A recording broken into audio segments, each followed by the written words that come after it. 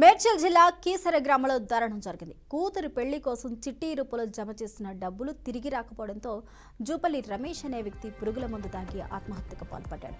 రమేష్ పురుగుల మందు తాగాడని గమనించిన కుటుంబ సభ్యులు వెంటనే ఆసుపత్రికి తరలించగా చికిత్స పొందుతూ మృతి చెందాడు.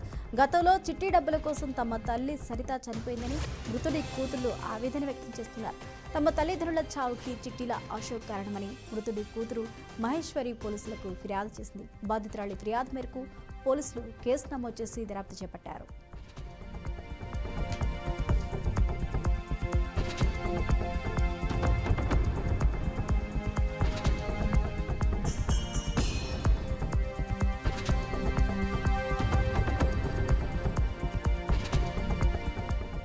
బ్రేకింగ్ న్యూస్ చూసిన మేడ్చల్ జిల్లా కీసర గ్రామంలో దారుణం జరిగింది. కూతురు పెళ్లి కోసం చిట్టి రూపంలో జమ చేసిన డబ్బులు తిరిగి రాకపోవడంతో జూపల్లి రమేష్ అనే వ్యక్తి పురుగుల మందు తాగి ఆత్మహత్యకు పాల్పడ్డాడు.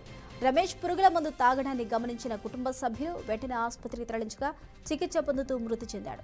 గతంలో చిట్టి డబ్బుల కోసం తమ తల్లి సరిత చనిపోయిందని మృతుడి కూతుళ్లు ఆవేదన వ్యక్తం చేస్తూ ఉన్నారు.